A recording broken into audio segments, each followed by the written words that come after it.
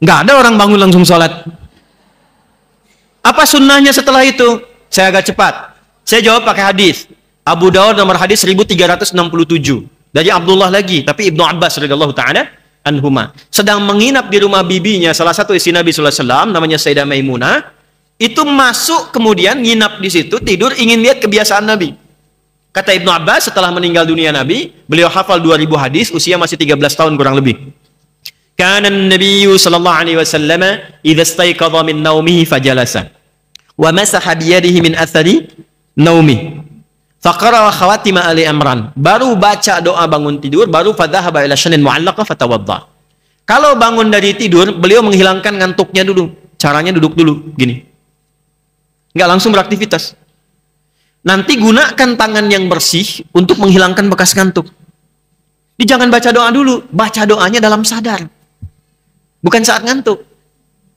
Jadi baca doa ketika sadar. Saat sadar itulah doa yang dibaca masuk ke hati. Kalau sudah masuk ke hati, tubuh dibimbing untuk mudah bangun. Yang kadang-kadang repot, belum sadar baca doa. Jadi doanya nggak masuk. Nah setelah itu baru pergi berwudu. Antara ibu bangun sampai wudu kan ada jeda kan? Kalau Anda siapkan jedanya itu 15 menit dari bangun, wudu, balik lagi persiapan 15 menit, maka muncullah setengah 5, 4.30. Ibu masih punya waktu kurang lebih 11 menit untuk sholat plus witir. 2 rakaat bacanya Al-Falaq dengan An-Nas. Nggak mungkin 1 jam. Betul kan? Paling lama 5 menit. Witirnya Al-Ikhlas. Paling lama 2 menit. 5 tambah 2, 7 menit. 3 menitnya sunnah Nabi rebahan. Miring kanan. Nunggu subuh. Nggak mungkin tidur lagi tuh. Karena mepet ke subuh. Iya kan? 1 menit kemudian azan. Jadi ibu dapat tahajud, dapat witir, dapat sunnah rebahan, nunggu ke subuh sambil zikir, plus subuhnya. Tapi itu pemula.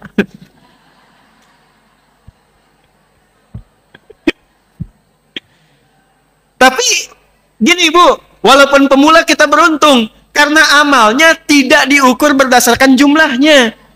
Amalnya standar dari Nabi, dari hadisnya Al-Bukhari nomor hadis pertama dari Umar bin Khattab. Innamal a'malu bin. Itulah untungnya kita. Jadi Allah nggak akan lihat surat Al-Falaqnya, lihat surat An-Nasnya. Yang dilihat niat. Kita sudah punya niat meneladani istri-istri Rasul. Amalnya diikutin secara bertahap. Itu udah pahalanya. Jelas? Nanti kalau sudah merasa enak, bosan sendiri. Al-Falaq terus, An-Nas terus. Besoknya tambah 4 rakaat. Witirnya tetap sah. Besoknya lagi, bosan lagi. Tambah 6 rakaat. Terus sampai merasakan kenikmatan. Ya kalau sudah nikmat itu nanti sudah beda-beda. Ada yang 11 rakaat. Ada yang pengen dari 23 rakaat. Ada yang sampai 40 rakaat. Sahabat tuh macam-macam, beda-beda. Jelas sampai sini? Nah, tapi poinnya, kerjakan di mihrab. Jelas? Oke, setelah selesai, ibu doa. Silahkan minta apa saja. Tapi doanya, bagian akhir, awali dengan istighfar dulu. Sudah? Awali dengan apa? Ini rumus Quran. Jadi lihat urutannya. Tahajud. Setelah itu istighfar. Baru kemudian berdoa.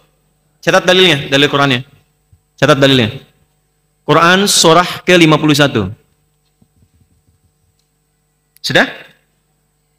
Ayat 15 sampai 18.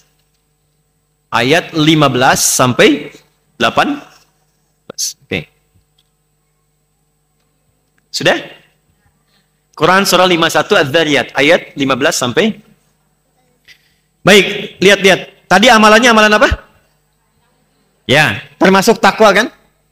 Masih ingat ibu dari awal? Ini rumusnya takwa, jenisnya ibadah ritual. Orang takwa kalau satu disebut taqi. Kalau banyak disebut muttaqin. Masih ingat gak tadi ibu di pengantar saya di mukaddimah? Ini semua yang saya terangkan ini Quran semua. Jadi saya jelaskan itu kandungan Quran semua. Ibu masih ingat gak? Kalau ada orang mengikuti ini, satu rombongan tadi dengan orang tua, dengan sahabat, masuk surganya lewat apa? Ya, taman surga kan? Perhatikan ayatnya. Innal muttaqina fi jannati wa uyun. Aku tegaskan, kata Allah, pakai inna, aku tegaskan, ada golongan orang takwa. Masuk surganya langsung lewat taman surga. Fi jannati wa uyun. Akhidhina ma atahum rabbuhum. Mereka mendapatkan hasil dari kerja keras mereka di dunia yang langsung diberikan oleh Allah di surganya itu. Jadi saya rangkum semua dengan tempatnya. Innahum kanu qabla dzalika muhsinin. Mereka punya amalan-amalan ihsan saat di dunia. Ini bukan kebetulan nih. Masjidnya Masjid Alih. Nah, amalannya takwa. Jalurnya sudah disebutkan. Siapa mereka, apa amalannya? Perhatikan. Kanu qalila binal laili ma yahja'un. Mereka itu saat di dunia tidurnya sedikit, membiasakan bangun malam. Konsisten. Tahajud. Jadi ayat ini ingin menerangkan ada calon penghuni taman surga yang sedang beraktivitas di bumi. Sebelum dia meninggal sudah dikabari dan dia pilih itu. Setelah dia tahajud selesai, mendekat ke arah subuh. Nah, waktu yang dekat ke subuh itu bahasa Arab dia disebut dengan sahar namanya.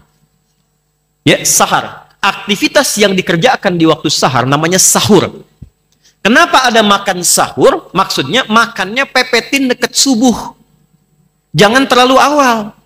Kalau subuh 4:30, makanlah jam 4, makan 4:04. Kalau makan 2:30 bukan makan sahur. Itu makan namanya setengah malam. 1/3 malam. Sahur itu mepet ke subuh. Apa hikmahnya? Supaya tenaganya lebih terkumpul. Tahan laparnya lebih lama. Karena mepet ke dekat subuhnya. Itu sahur. Waktunya apa? Sahar. Jamak dari sahar itu namanya ashar.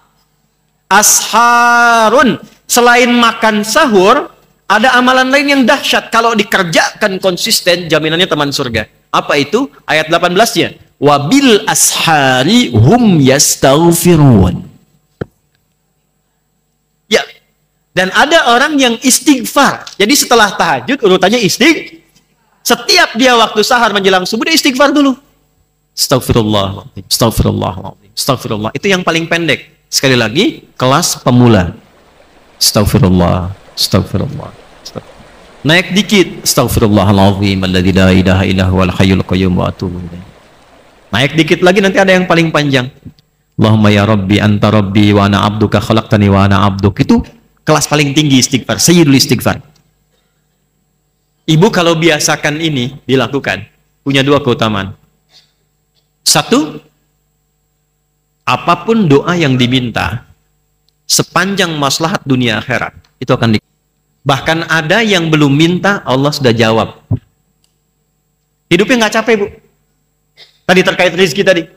Jadi sebelum dia melakukan sesuatu, Allah sudah siapkan. Ibu kalau nggak percaya, silahkan deh. Coba dulu. Nanti Ibu rasakan bedanya, bedakan rasanya, pasti terasa bedanya. Lain. Satu. Yang kedua, anugerah kedua, Allah sandingkan dengan 4 amalan mulia.